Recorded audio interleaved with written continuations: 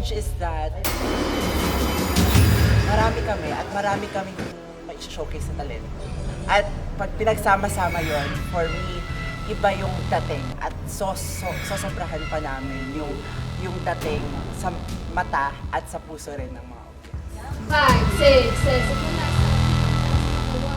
7. There have been a lot of pressure po na papunta sa isang grupo na malalakas po talaga. 1, 2, 3. Right now, we're very excited and medyo kinakabahan, both at the same time. Kasi syempre, grand finals na and then yung lahat, yung mga makakalaban namin is like the best of battle of the judges. So, right now, we're making our own gloves. Kami po yung nagtatahe. Ito po yung costume namin. Medyo mabigat siya, but it's giving. Ayan.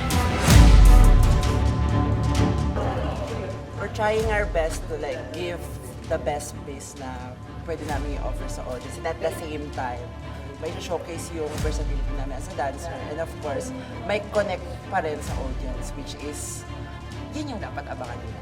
This grand finals.